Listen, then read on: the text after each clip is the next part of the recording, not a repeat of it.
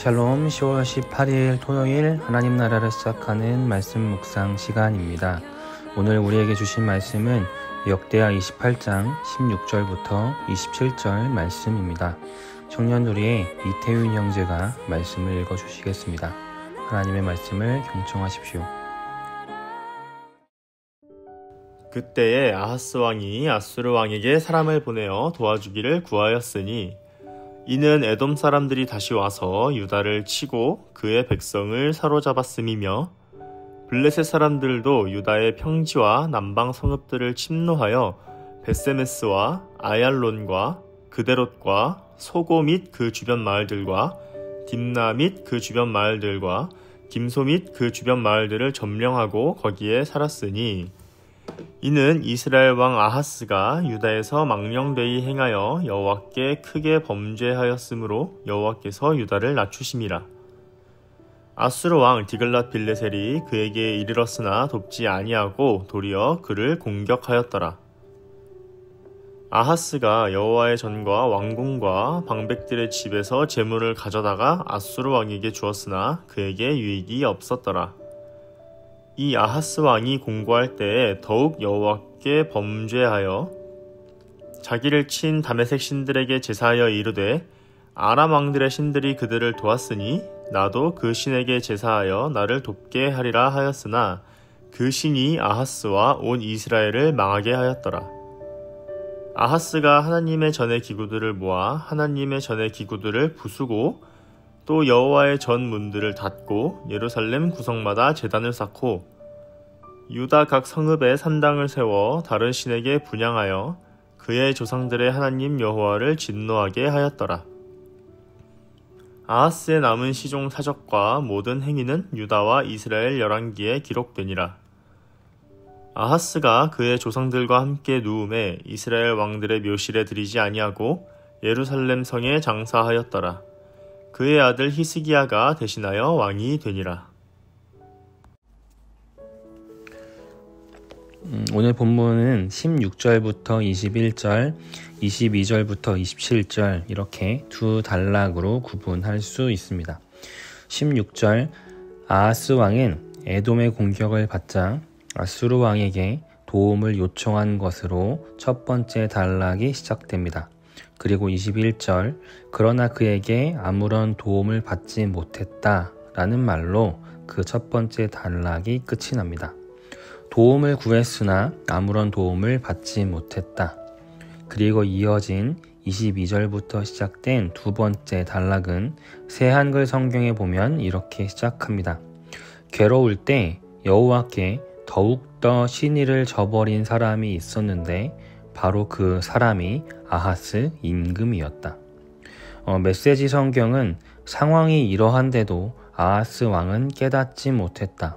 사방에서 공격을 받고 있는데도 계속해서 하나님을 대적했다 라고 기록합니다. 그리고 뒤이어 그의 흥미로운 행보를 전합니다.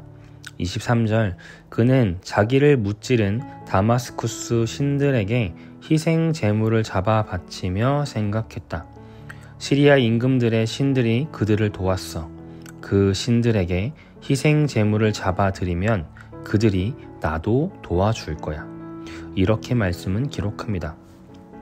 다마스쿠스는 아수르를 뜻합니다.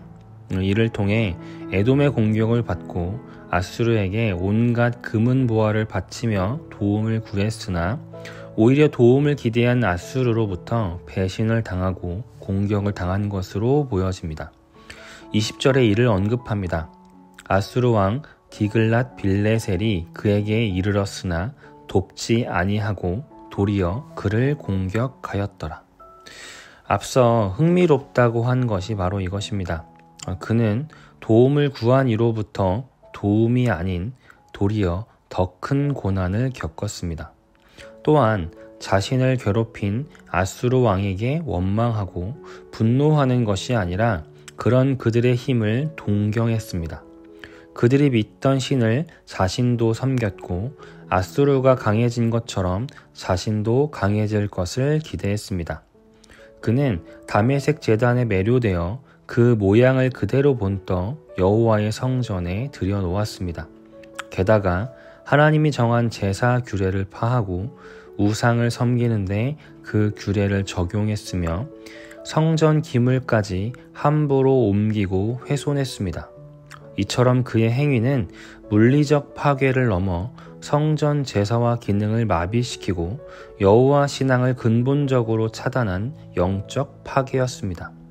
이는 이전에 요아스와 백성이 파손된 성전을 보수하고 성전 기물을 만들어 예배를 회복한 일과 자신의 아버지인 요담이 성전 문을 보수하고 여호와의 전을 다시금 거룩하게 여긴 것과는 상반되는 행동입니다.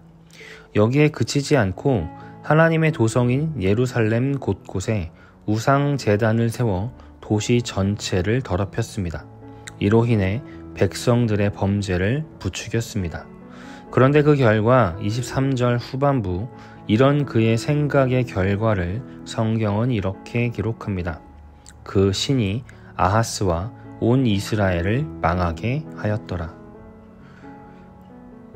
즉 그의 모든 행위의 결과는 자신과 온 이스라엘을 파멸의 길로 이끌었습니다. 아하스의 삶을 통해 하나님은 보여주십니다. 나를 압도한 강력한 힘, 하나님보다 더 강력해 보이고 그것을 소유하고 따르면 내 삶이 더 잘 살게 될 것이라 믿게 된 그 무언가. 그런데 그 무언가에 대한 섬김과 동경은 하나님이 아닌 그 우상에 대한 기대와 믿음은 결국 우리를 배신할 것입니다. 도리어 그 믿음을 이용해 그 우상은 우리를 더 큰 곤경으로 빠뜨리게 할 것입니다. 사랑하는 우리 성도님들, 오늘 보여주시고 들려주신 하나님의 말씀을 기억하시며 온전히 하나님만을 섬기며 예배하는 예배자가 되기를 원합니다. 내일 주일인데 오늘 그 마음 품고 잘 준비하시어 거룩한 주님의 날에 함께 뵙기를 소망합니다. 기도하겠습니다. 우리의 유일한 고백의 대상이 되시는 하나님, 오늘 말씀을 통해 기억하고 또 다짐합니다. 오직 하나님만이 우리의 생명의 길이시며 구원자이십니다. 그 고백을 붙잡고 또 내일 함께 예배드릴 그날 주님께 나와 거룩한 예배와 임재 가운데 나아가게 하여 주시옵소서.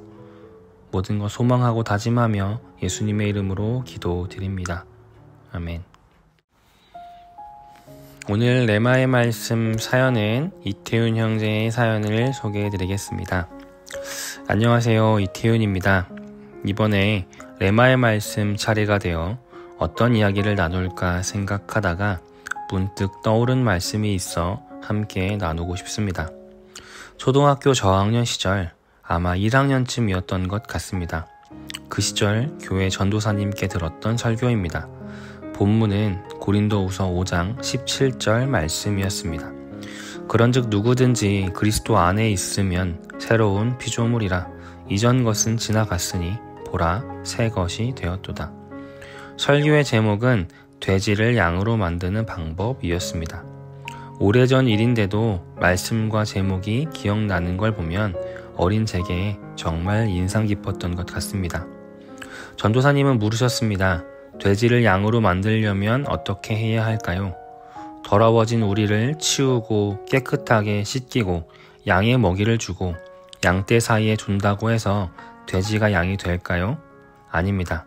돼지는 결국 원래 습관대로 다시 진흙탕으로 달려가 뒹굴고 예전에 먹던 음식을 찾아 먹고 결국 우리를 순식간에 원래대로 돌려놓을 겁니다. 돼지를 양으로 바꾸는 단 하나의 방법은 바로 뇌와 심장을 바꾸는 것입니다. 돼지의 뇌와 심장을 양의 것으로 바꾸어 줄 때 비로소 돼지는 양처럼 생각하고 양처럼 행동하게 됩니다.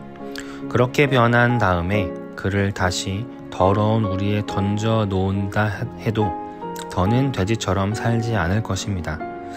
전도사님은 새로운 피조물이 된다는 것도 이와 같다고 설명해 주셨습니다.